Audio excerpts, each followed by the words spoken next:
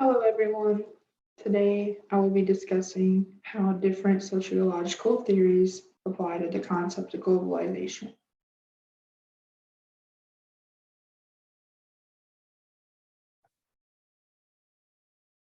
So, as an introduction, this presentation will discuss the following.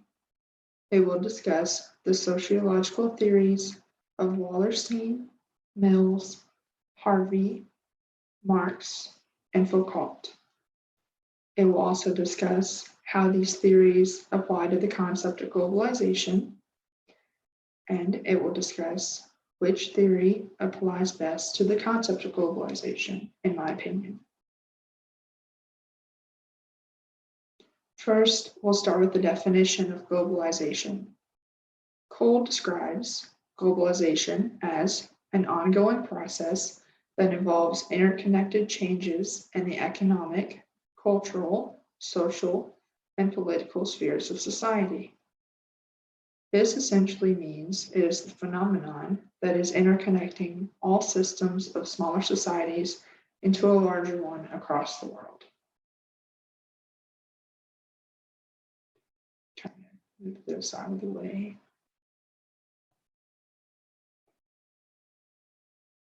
The first theorist that we're going to discuss is Emanuel Wallerstein. Wallerstein was a senior research scholar for Yale University's Sociology department. He wrote The Modern World System and European Universalism, the Rhetoric of Power. He also pioneered the concept of world systems theory that helps explain the concept of globalization. So now we're going to talk about how the world systems theory applies to globalization. It helps describe and explain how globalization works. Wallerstein describes a world system that is in constant conflict as each group is fighting to gain control. He determined that there's either a world empire where there is one dominant political system, or there's a world economy where there is no one dominating political system.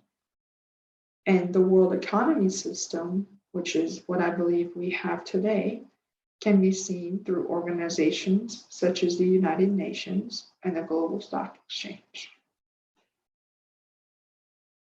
Marx also discusses how capitalism has allowed our world economy to survive for so long.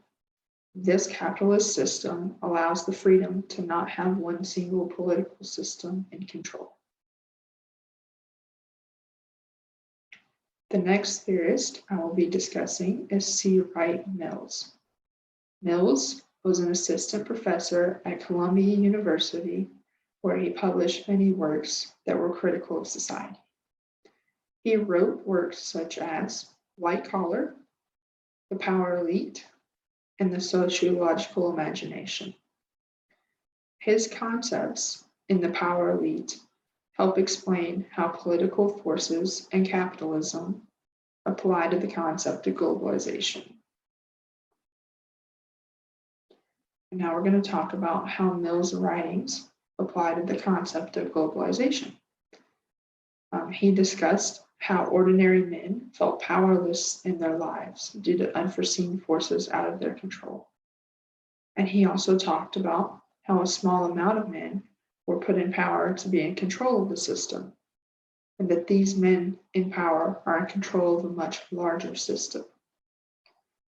He discussed how the economic, political, and military domains have taken over the rest of American society, and it even has a larger impact on the world. For example, churches and schools must now adapt to the political and military domains by integrating themselves into it. And a very specific example of that would be how schools recruit men that will be effective in the military. And this can be done through programs such as the JROTC, or having branches of the military come visit the school in order to recruit these students. And the next theorist that I'll be discussing is David Harvey. Harvey was professor of anthropology and geography at CUNY, the Graduate Center. He wrote great works such as Social Justice in the City and Paris, Capital of Modernity. He discusses and explains the concept of neoliberalism, which basically means a society that does not have the government intervening in markets and capitalism. And his discussion on the concept of neoliberalism helps explain the economical and political side of globalization. And now we're going to talk about the specifics of how Harvey's writings apply to the concept of globalization. Harvey discussed how the United Nations and other global organizations came together to construct neoliberalism as a way for capitalism to survive after World War II. And it seems that the United States and the UK had the largest amount of influence in creating this global system. Harvey also discussed how Japan basically rebuilt its economy system under supervision of the US so that it more closely aligned with the global vision. In his discussions, it seems that neoliberalism was more a dream than a reality for the more impoverished countries. It was a reality for very wealthy countries, but more of a dream for those who were impoverished. And the next theorist that we're going to discuss today is Karl Marx. Marx, as many of you probably already know, is a highly distinguished theorist in the field of sociology, and he also had a massive impact on the views of communism and globalization, if not the largest impact on the view of communism. His most memorable and distinguished writings were the Communist Manifesto and the German Ideology, which he wrote alongside Engels. His writings on communism and capitalism help explain the impact of globalization of capitalism has on the world. And now we're going to talk about how Marx's writings apply to the concept of globalization specifically.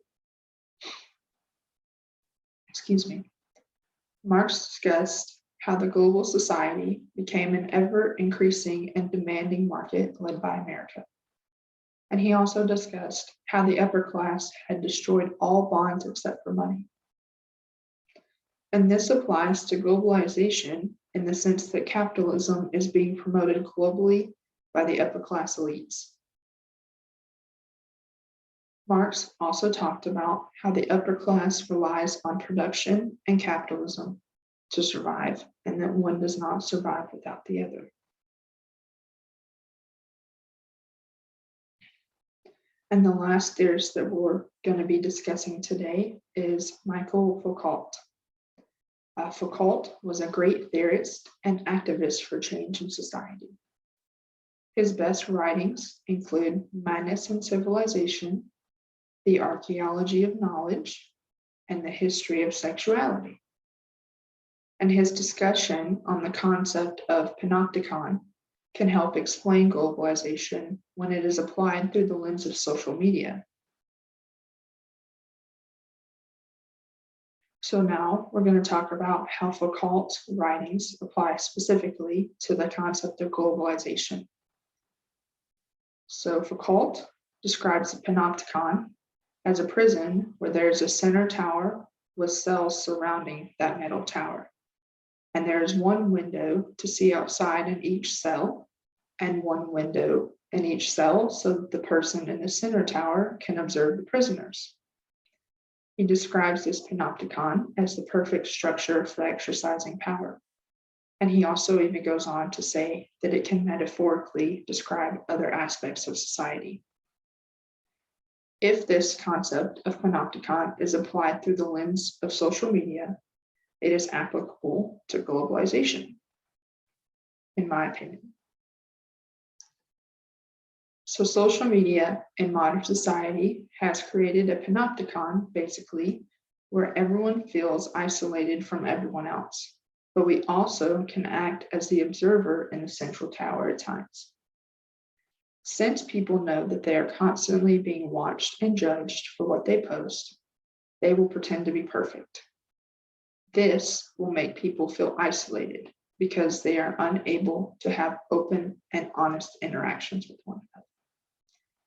I believe that this applies to globalization because social media has been integrated into all parts of the world. I know it's a part of my everyday life. I'm sure it's a part of many of your everyday lives as well. It is all over the place. So the theorist that I chose, whose theory was the most useful in understanding globalization, in my opinion, was Wallerstein's theory of world systems.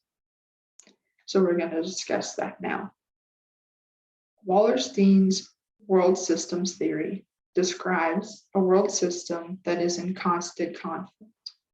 He also describes how there is either a world empire, where there is one dominant political system, or there is a world economy, where there is no one dominant political system, which is what I believe we have today.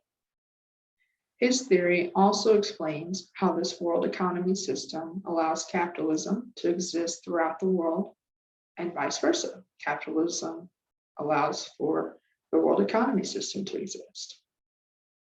I believe that organizations such as the United Nations and the Global Stock Exchange are great examples of the world economy system at work within our society.